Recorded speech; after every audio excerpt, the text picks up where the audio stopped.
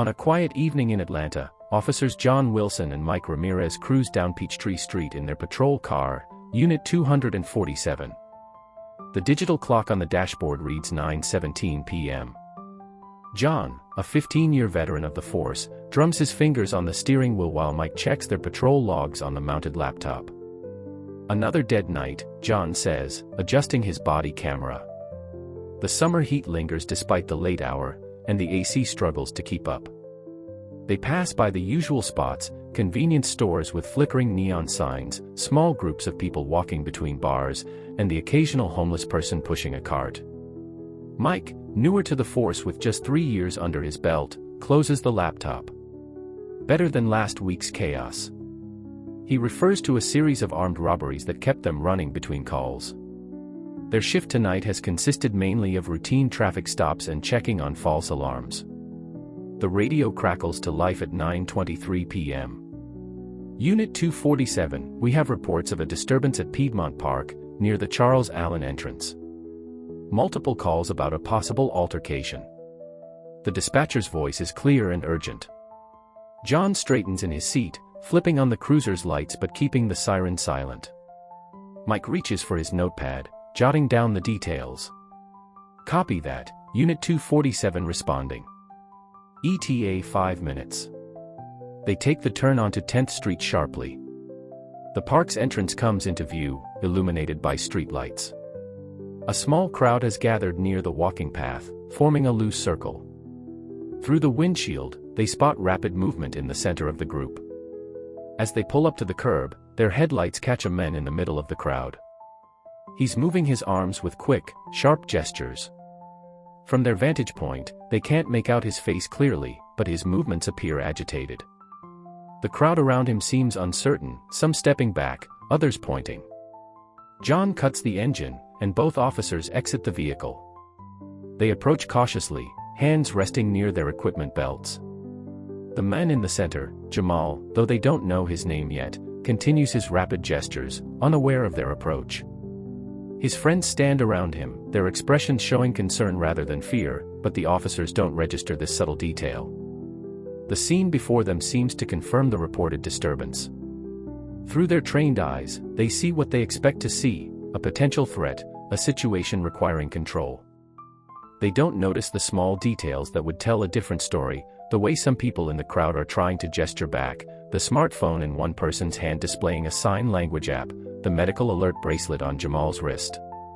The park's shadows grow longer as officers John and Mike position themselves 10 feet from Jamal. Police.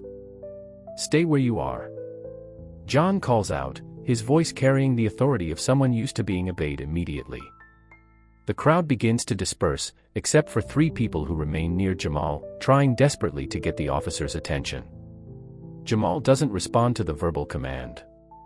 Instead, his hands continue moving rapidly, now directed at the officers. His face shows increasing distress as he attempts to communicate. His movements become more emphatic, his body language reflecting growing frustration at the communication barrier. "Sir, put your hands down now," Mike shouts, misinterpreting Jamal's sign language as threatening gestures. One of Jamal's friends, Sarah, steps forward with her hands raised. "Wait, please." He's deaf, but the officers, focused on what they perceive as an escalating situation, cut her off with sharp commands to stay back. Jamal, noticing the officer's aggressive stance through their body language, tries to reach for his medical alert card in his pocket. The sudden movement towards his waistband triggers an immediate reaction from both officers. "Hands where we can see them." John barks, unholstering his taser. Mike mirrors his partner's action, shifting into a defensive stance. The fluorescent park lights cast harsh shadows across the scene, adding to the officer's perception of threat. Jamal's cerebral palsy affects his muscle control, making his movements appear more erratic to the untrained eye. His friends continue attempting to intervene, their voices rising in panic, but the officers have tunneled their focus entirely on Jamal. In these crucial seconds, neither officer notices the sign language app still glowing on Sarah's phone, or the way Jamal's eyes track their movements with fear rather than aggression. Their training kicks in, but it's training that never accounted for this situation. They see non-compliance where there is only an inability to hear their commands. The situation reaches its breaking point when Jamal, increasingly agitated by his inability to communicate, takes a step forward while signing rapidly. Officer John, interpreting this as an aggressive advance, makes a split-second decision. The distinctive sound of a taser deployment cuts through the night air. The electrodes strike Jamal in the chest. His body goes rigid, then crumples to the ground. The park lights illuminate his fallen form as his friends scream in horror. Sarah rushes forward, her phone clattering to the pavement, the sign language app still displaying the words she had been trying to show the officers: "He is deaf and disabled. Please don't hurt him." Mike moves to restrain Jamal, who lies twitching on the ground, while John keeps his taser trained on the scene. The reality of what has just occurred hasn't yet registered with either officer.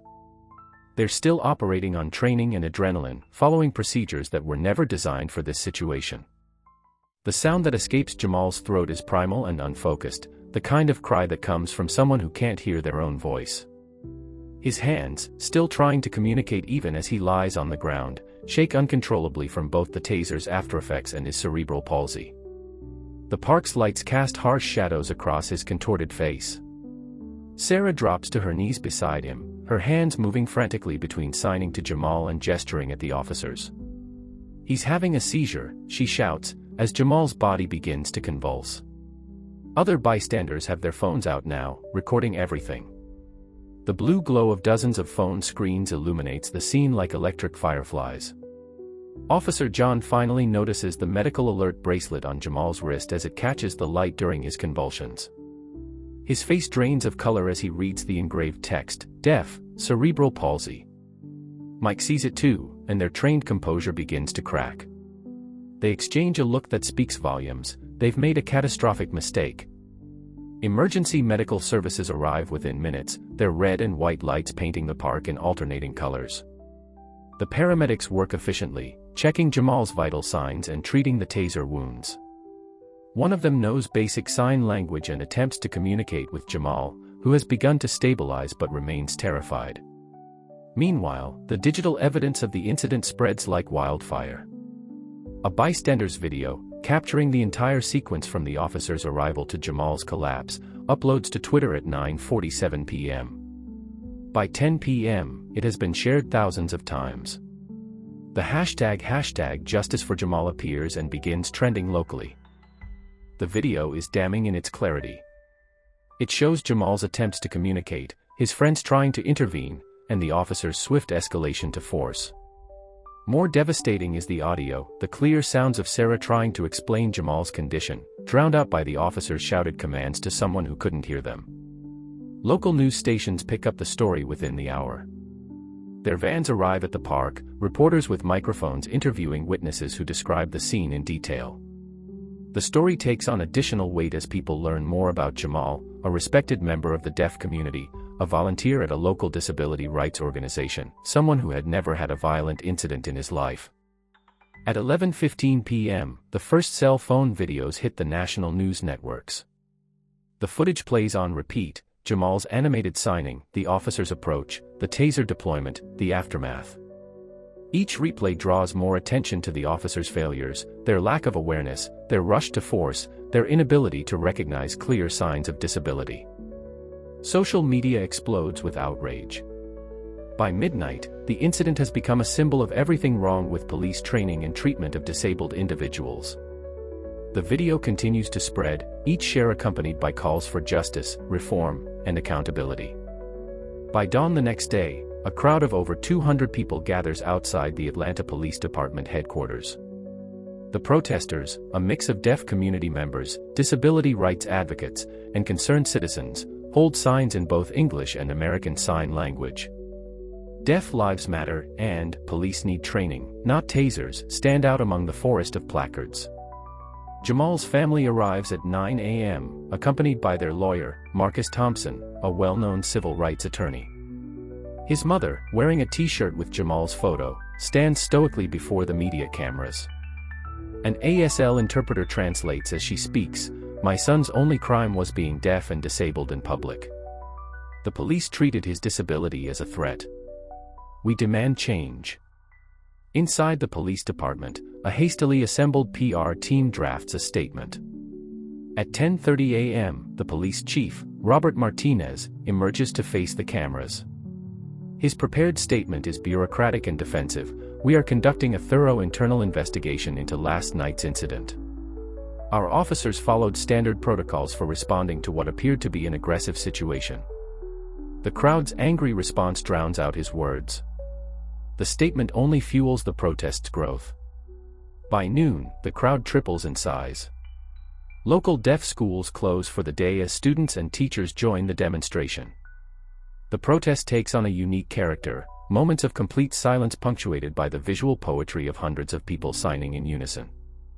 Social media becomes a powerful amplifier. From his hospital bed, Jamal, still recovering from the taser's effects and the resulting seizure, records a video in ASL. His friend Sarah helps upload it, adding captions, "I was just talking with friends about a new job offer. I tried to show my ID. They didn't even give me a chance to explain." The video goes viral instantly. Celebrities share it.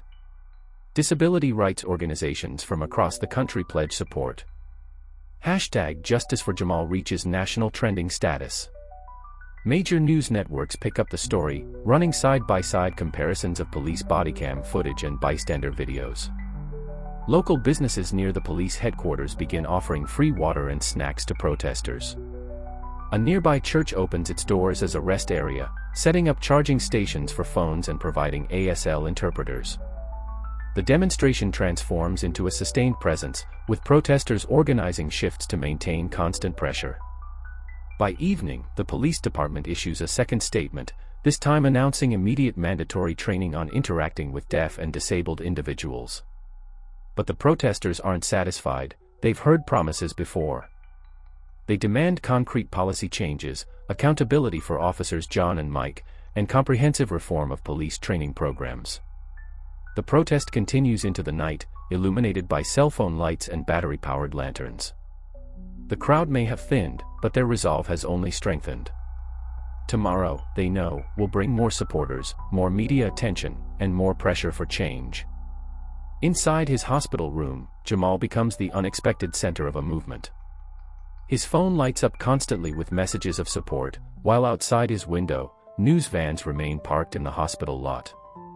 Despite his physical pain and emotional trauma, he begins documenting his experience through social media posts in ASL, with his friends providing translations.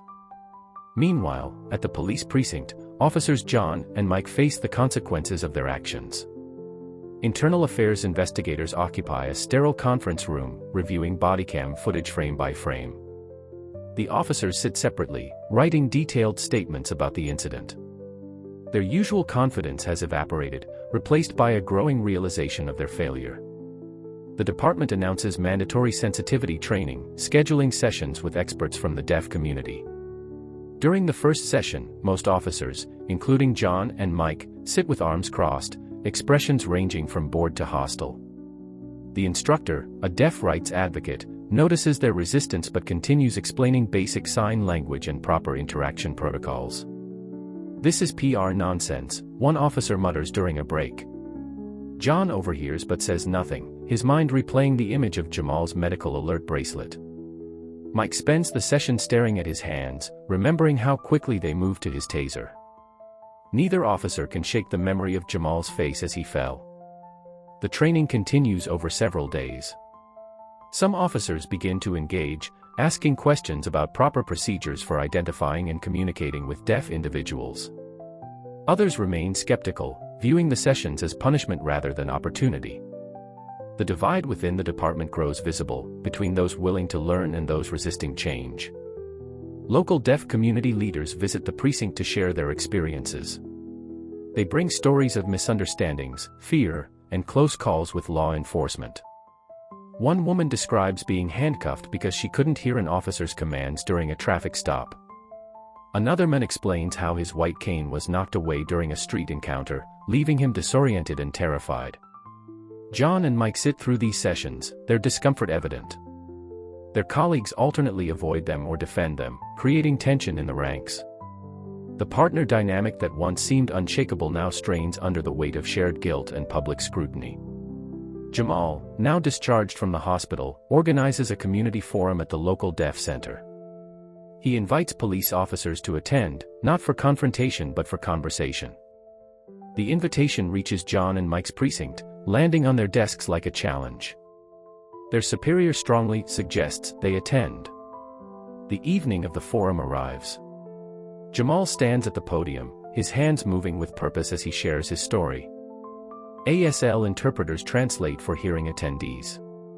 In the back of the room, John and Mike watch, finally seeing what they missed that night in the park, the complexity, beauty, and power of sign language as a form of communication. The city council chambers fill to capacity during an emergency session on police reform. Community members, law enforcement representatives, and disability advocates pack the room. The air conditioning struggles against the heat of too many bodies and too much tension. At the front, a panel of ASL interpreters takes turns translating the heated discussions. Mayor Angela Thompson opens the session with prepared remarks about building bridges and healing divisions, but the crowd's restlessness suggests they want more than platitudes. When public comment begins, dozens of hands rise, both for speaking and signing. Stories pour forth, not just about Jamal's incident, but years of miscommunication and fear between police and the deaf community. Back at the precinct, John and Mike face increasing isolation. Other officers maintain professional courtesy, but lunch tables empty when they approach. Behind closed doors, heated debates erupt about loyalty versus accountability. Some officers argue that it could have happened to any of us, while others insist that basic awareness could have prevented the entire incident. The department's internal investigation continues, with both officers placed on administrative duty. They spend their days filing paperwork, their guns and badges locked away. Each morning, they pass protesters outside the building, some holding enlarged photos of Jamal's injuries. The images follow them home at night. During breaks, they watch news coverage of the growing debate. Police unions defend them while reform advocates call for their termination. Body language experts analyze their bodycam footage on national television, pointing out moments where de-escalation could have prevented the tragedy. The constant scrutiny weighs heavily on both men. A series of town halls begins, focusing on specific aspects of police reform. Experts present statistics about police interactions with disabled individuals. Training specialists demonstrate proper procedures. Deaf community members share their expertise. The meetings, initially contentious, slowly evolve into productive discussions about concrete changes. The police chief announces the formation of a task force to revise department policies. Jamal is invited to serve as a consultant, along with other community leaders. Some officers resist, seeing it as capitulation to public pressure. Others, including a few of John and Mike's former supporters, volunteer to participate, recognizing the need for change. John starts taking ASL classes on his own time, not telling anyone at the department. Mike researches disability rights organizations, reading late into the night about different types of disabilities and appropriate response protocols. Neither discusses these personal initiatives with the other, their partnership strained by shared guilt and individual coping mechanisms. The media coverage continues, but the tone shifts from outrage to examination of systemic issues. Local news stations run special reports on disability rights and police training gaps. Editorial pages fill with calls for reform. Police departments from other cities contact Atlanta's chief, wanting to learn from the incident and prevent similar situations. The Atlanta Convention Center hosts a landmark community event titled, Breaking Barriers, Understanding Disability Rights and Law Enforcement. The main hall transforms into a forum for change, with information booths, workshop spaces, and a central stage. Screens around the room display both captioned text and ASL interpretation of all presentations. Jamal, now a recognized voice in the disability rights movement, takes the stage as the keynote speaker. His hands move with confidence as he addresses the packed audience. The interpreter's voice carries his message: "What happened to me was terrible, but it opened eyes. Now we must keep them open." The crowd responds with silent applause, hundreds of hands waving in the air, a powerful sight that moves many to tears. Various community organizations present workshops throughout the day. Police officers attend sessions on identifying different disabilities, learning basic sign language, and understanding appropriate response protocols. Some participate reluctantly, fulfilling mandatory training requirements. Others engage actively, asking questions and practicing new skills. In their separate homes, John and Mike watch the live stream of the event on local news. John sits alone in his living room, his ASL textbook open beside him. Mike watches with his wife, who keeps glancing at him with concern. Neither officer has spoken to the other outside of work in weeks, their shared experience creating a gulf between them. The event features a powerful segment where disabled individuals share their stories of police encounters.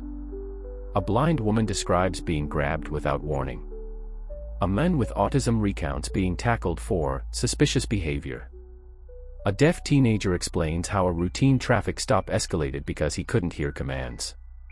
Each story hits John and Mike like a physical blow. During the lunch break, cameras catch a spontaneous moment, a young police cadet practicing sign language with an elderly deaf man. The image goes viral, offering a glimpse of potential positive change. Local news stations run it alongside footage of Jamal's incident, creating a stark contrast between what was and what could be. The afternoon sessions focus on concrete solutions. Technology companies demonstrate new tools for law enforcement, apps for quick communication with deaf individuals, training simulators that include scenarios with disabled civilians. Police departments from other cities share successful reform programs. The discussions are practical, focused on implementation rather than ideology. As the event continues, Jamal participates in a panel discussion about community policing. His confidence has grown over the weeks since the incident. He speaks not just about his trauma, but about his vision for the future, a city where communication barriers don't lead to violence, where understanding replaces fear. The day concludes with a ceremony honoring individuals who have contributed to positive change. Awards go to disability rights advocates, reform-minded police officers, and community leaders. The final award, presented to Jamal, recognizes his courage in transforming a personal tragedy into a catalyst for reform. The entire audience rises, hands waving in silent appreciation. The Atlanta Police Department's new policies roll out slowly, facing resistance at every level. Implementation meetings drag on for hours as veteran officers debate each change. The requirement for officers to carry communication cards with basic sign language phrases becomes a particular point of contention. "We barely have time to think during calls, now we need to flip through flashcards," one sergeant complains during training. Despite the resistance, change inches forward. Each patrol car gets equipped with tablets loaded with communication apps. Officers undergo mandatory monthly training sessions with deaf community members. Some embrace the changes, while others perform the minimum required, their compliance mechanical and grudging. Jamal, channeling his experience into action, partners with disability rights organizations to create the Bridge the Gap initiative. The program brings together law enforcement and disabled individuals for structured dialogue and training. Initially meeting in small church basements and community centers, the program gradually gains recognition and support. The internal affairs investigation into John and Mike moves at a bureaucratic pace. Investigators interview witnesses, review footage, and examine training records. The officers remain on desk duty, their days filled with paperwork and mandatory counseling sessions. The weight of uncertainty about their future hangs over every interaction. During one Bridge the Gap session, a young officer shares how she successfully de-escalated a situation with a deaf teenager by using basic sign language learned in the new training program. The story spreads through the department, offering a counterpoint to Jamal's incident. Some officers begin carrying pocket-sized ASL guides voluntarily. The police union fights against certain reforms, particularly those involving disciplinary measures for failure to follow new protocols. Negotiations become heated, with union representatives arguing that the changes put officers at risk by slowing their response times. Reform advocates counter with statistics about the costs, both human and financial, of mishandled interactions. Department leadership struggles to balance competing demands. The chief faces pressure from city officials pushing for rapid change, union representatives fighting to protect officers, and community members demanding accountability. Budget meetings become battlegrounds as discussions about training costs and equipment upgrades drag on for hours. Through it all, Jamal's organization grows. They develop training materials, create educational videos, and build a network of volunteers who can respond to incidents involving disabled individuals. Local businesses donate space and resources. Other cities begin requesting their materials and expertise. The media maintains interest in the story, but the focus shifts to following the implementation of reforms. News crews document training sessions, interview officers about the changes, and track the statistics on police interactions with disabled individuals. Every success and failure gets scrutinized, adding pressure to an already tense situation. 6 months after the incident, changes in police practices become visible on Atlanta's streets. Officers approach uncertain situations more cautiously, taking time to assess whether communication barriers might exist. The sight of police officers attempting basic sign language during encounters becomes more common, though sometimes awkward in execution. Jamal, now a regular speaker at police academies and community events, finds himself struggling with unexpected episodes of anxiety. During one presentation, the sight of a taser on an officer's belt triggers a panic attack. He leaves the stage abruptly, later writing a powerful social media post about dealing with trauma while fighting for change. The city's Community Oversight Board convenes to review the first wave of reform implementation. Statistics show a decrease in use of force incidents involving disabled individuals, but critics argue the numbers don't tell the whole story. Some officers admit to avoiding interactions with potentially disabled individuals altogether, fearing scrutiny. Internal Affairs finally concludes its investigation of John and Mike. The report, over 200 pages long, details multiple policy violations and training failures. It also highlights systemic issues within the department that contributed to the incident. The chief calls both officers to his office, the report sitting heavy on his desk. Meanwhile, Jamal receives the Southern Disability Rights Coalition's Advocate of the Year award. During his acceptance speech, he removes his necktie, the same one he wore the night of the incident, kept as a reminder. This isn't just about one night or two officers, he signs. It's about changing how society views disability. The investigation results leak to local media. Details about previous complaints against the officers surface, though none as serious as Jamal's incident. Public opinion splits between those demanding immediate termination and others arguing for rehabilitation and training instead of punishment. Department morale hits a low point as officers struggle to adapt to new requirements while feeling under constant public scrutiny. Some veteran officers take early retirement rather than adjust to the changes. Young recruits, however, show more willingness to embrace the new approaches, having never known different protocols. Jamal's advocacy work takes its toll. His family notices his exhaustion, the way he flinches at sudden movements, his reluctance to visit the park where the incident occurred. Yet he continues pushing forward, driven by the belief that his pain must serve a greater purpose. His therapist helps him navigate the complex emotions of becoming a symbol while still processing his own trauma. The city council meets to review the investigation's findings and recommendations.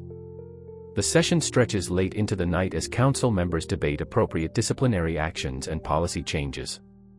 Outside, supporters hold a candlelight vigil, their silence more powerful than shouts. During a packed press conference, Jamal's lawyer reveals the existence of previously unseen security camera footage from a nearby building.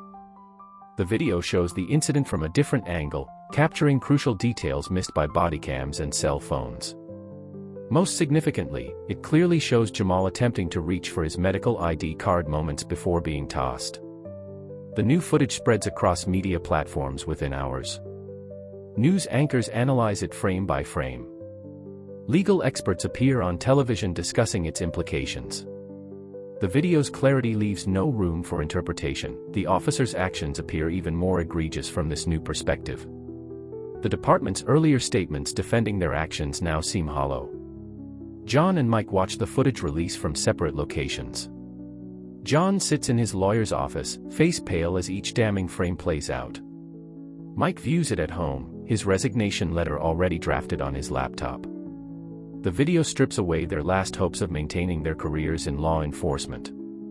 The police chief holds an emergency press conference. This time, there are no carefully worded statements about procedures or protocols. Instead, he announces the immediate termination of both officers and a complete overhaul of department training programs. "We failed," he admits. "Not just Mr. Jamal, but our entire community." Criminal charges follow swiftly. The district attorney, citing the new evidence, files assault charges against both officers. Their arrests make national headlines. The images of them being led into court, now on the other side of the justice system, become powerful symbols of accountability. In a surprising turn, Jamal requests a private meeting with his former attackers before their arraignment. In a small conference room, with lawyers and interpreters present, he faces them for the first time since that night. Through sign language, he explains how their actions changed his life, not just the trauma, but his unexpected journey into activism. The city settles Jamal's civil lawsuit for a substantial sum. He announces plans to use the money to establish a foundation focusing on police reform and disability rights. The foundation's first initiative, creating comprehensive training programs for law enforcement agencies nationwide on interacting with disabled individuals. 1 year after the incident, Jamal stands on a stage at a national police reform conference. Behind him, a screen displays statistics showing the impact of his foundation's work: decreased incidents, improved training completion rates, positive community feedback. But more powerful than the numbers are the faces in the audience: police chiefs, disability advocates, and community leaders from across the country, all there to learn. The day ends with an unexpected moment. As Jamal prepares to leave the stage, the entire audience rises. Led by a group of police cadets in the front row, they all sign "Thank you," a gesture they learned specifically for this moment. Jamal pauses, touched by the display. In this simple action, he sees what he's been fighting for: not just reform, but understanding. Not just change, but transformation. The story of the Atlanta Park incident becomes a case study in police training academies nationwide. But more importantly, it becomes a reminder that sometimes the quietest voices can create the loudest calls for change.